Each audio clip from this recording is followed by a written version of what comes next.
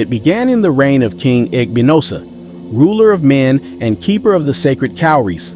His palace sat on a hill, a place where the morning sun always bowed first. His cowries, smooth, white, and gleaming, were said to be blessed by Olokun, the god of the deep sea. Every moon, he would offer them in prayer for the kingdom's prosperity. To lose even one was to offend the spirits. I was a palace guard then, young, strong, and full of dreams. Each dawn, we would stand like carved statues by the gate, watching the nobles come and go. But that morning was different. The air itself felt heavy, as if the sky was waiting to speak. Then came old Efosa, the king's most trusted servant, a man whose loyalty had never been questioned. His voice tore through the calm of the courtyard. The cowries are gone. The sacred cowries are gone. The word spread like wildfire. Drummers stopped drumming. The wives froze mid-conversation. Even the parrots in the royal trees fell silent. We ran to the treasury hut, and what we found chilled our bones. The great gourd, the one sealed after every moon ritual, was lying open, its belly empty. Only broken shells lay inside like bones after a feast. King Igbinosa came out moments later, wearing his leopard skin cape and a single strand of white beads. His eyes were sharp enough to cut through silence. "Whoever took my cowries," he said, "has not stolen from me, but from the gods who crown kings." He ordered the palace gates shut. No one, not even the royal cat, would leave until the thief was found. He sent for the Dibia, the seer of spirits. The man arrived with a staff carved from Iroko wood and cowries tied to his beard. He threw his cola nuts upon the ground, muttering to unseen ancestors. Then he spoke. "The hand that took the cowries lies close to the king's heart. The thief eats from your bowl and sleeps beneath your shadow." The king's face hardened. His eyes drifted over us, his guards, his wives, his servants. He began questioning us one by one.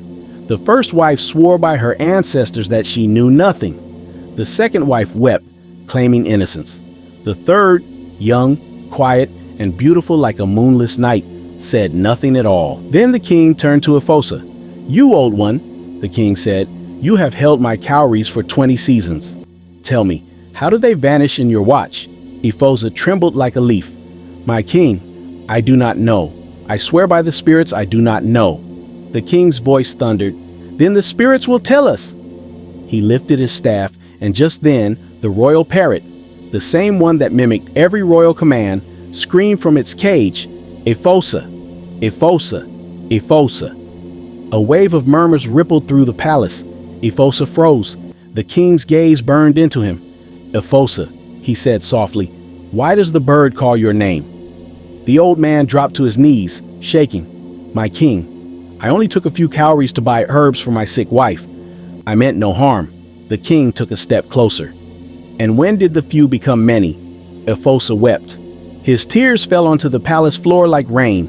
He confessed. It began with one handful, then another, and soon he could no longer stop. He thought the gourd was endless. The courtyard fell silent. You could hear the wine sigh through the palm trees. The king's voice, when it came, was cold as iron.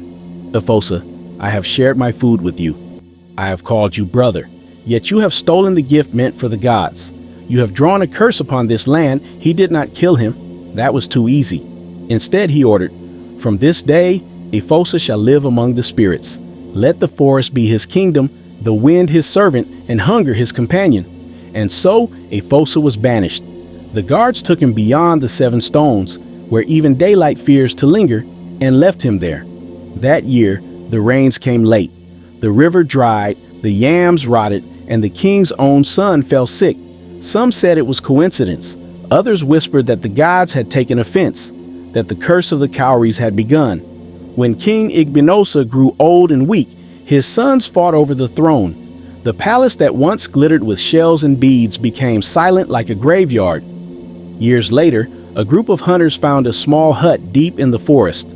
Inside lived a thin, gray-bearded man who gave cowries to children who lost their way. They said he spoke gently, with a voice full of regret. When they asked who he was, he smiled and said, "I am the servant of a king who taught me that greed is louder than hunger and quieter than truth." They say his spirit still roams the forest, counting cowries only he can see. Lesson: a man's greed may feed him for a day, but it curses the land for generations. The gods do not punish theft with thunder. They do it with silence. If you enjoyed this video, subscribe, like, and share.